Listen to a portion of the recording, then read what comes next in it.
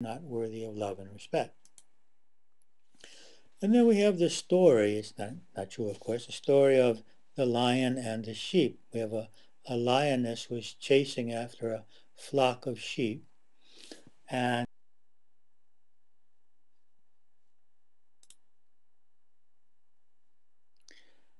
okay, I'm very sorry. I had a power blackout here and was not able to. We just had a blackout and it took me all this time to get back online. I'm sorry about that. Um, so let me just go into some of the questions and we can continue in 2 weeks. I will send you a message um, and then we can continue. I'm sorry about that. I had no control over that. How to teach Chino from Stettin. Let me just answer some of these questions. How to teach my 5-year-old child self-acceptance as the rat race starts in kindergarten. I think the first two things would be for us to be examples of self-acceptance. We be free from all of our self-doubts. And the second would be to show unconditional love and acceptance to the child and distinguishing for the child between their behavior, which sometimes may not be appropriate, and their being. So we need to be aware of that. It is the difference between being and behavior. The second is kids tend to compare themselves to each other. It's difficult for me as a dad to handle it with my kid. I agree, Gina, with you. The important thing here is that you just be clear about it. Just keep explaining that he is always worthy of love and acceptance as he is. And as you do not give interest to what other people say about you, the child will learn the same thing. So let's move down to the next questions. Oh, this is all about being disconnected. Yeah, I'm very sorry about that. Um, let's see if there's anything here that has not any questions.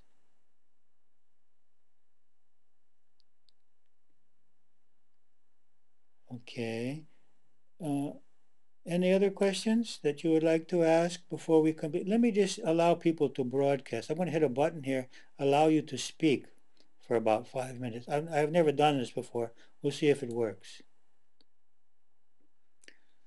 Now, supposedly, some of you could speak now, but I don't hear anything yet.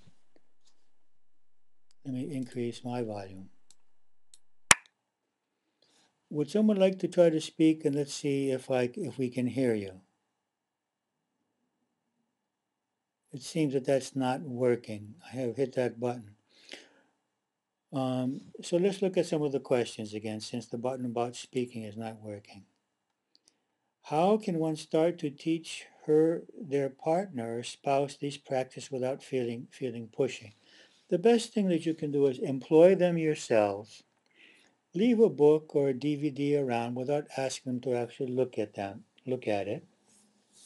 And when they see that change in ourselves, when we are more peaceful, we're not playing the game of who is right and who is wrong, they will begin to become interested because of our poise and our sense of inner peace and our ability to feel loving towards them even when they don't agree with us. And so this would be the best way to make them interested. You can have books hanging around on the subject or watch a DVD or a YouTube presentation, and then maybe they will sit with you.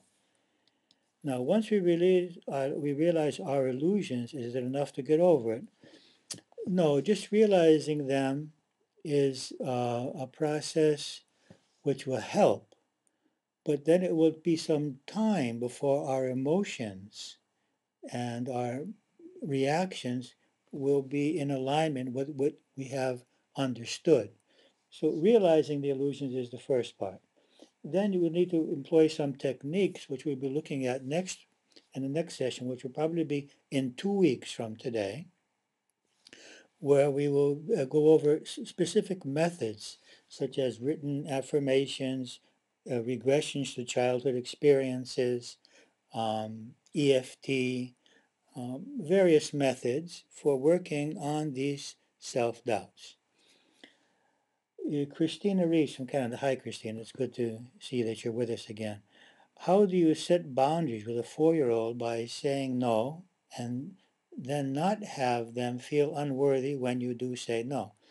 You'd have to give a lot of attention to the child and realize that you say that I do love you. I want you to be happy. I'm just very afraid of what will happen if you do what I'm saying no not to do. I am afraid of these specific consequences. If you explain, I believe that the child I'm sorry, not unable, is able to understand where there is really love and this separation between their being and the specific act that we're saying no to. I believe it can be done. Any other questions that you'd like to present before we close this? Maria, what do we do when our partner constantly degrades us? First of all, we need to see why do we have this person in our life? Are we attracting this person because of a karma, because of a soul choice, or is there something within us today which is asking from this person, which is encouraging this person to reject us? Are we programmed to believe that they will reject us? Are we lacking in self-worth, in our own feelings of self-worth? So we need to see the cause. Now, I would suggest Ho'oponopono, a very nice technique that you can learn from our site, Ho'oponopono, it's a Hawaiian technique for working with people's behavior which is negative towards us. I would suggest that. And to understand that this person is feeling insecure. See their insecurity rather than feel our pain. That is, rather than focus on my pain that they're being negative towards us, try to see the insecurity behind what they are doing. And Lula, Bob, if they are in complete denial in whatever one says or coming from unconditional love, I'm not I'm not sure about what you're asking here, but what I would say is that we are simply required to love ourselves and others. What they're going to do with that doesn't really matter. That's a process of our evolutionary process. So let's just be clear that we do not use other people as a reference point. That is, we can be loving, and in many cases that will make them change.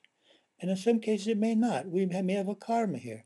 We may need to learn to be happy even when they don't love us or when they're in denial. So I guess we don't have much time. It's 10 o'clock here.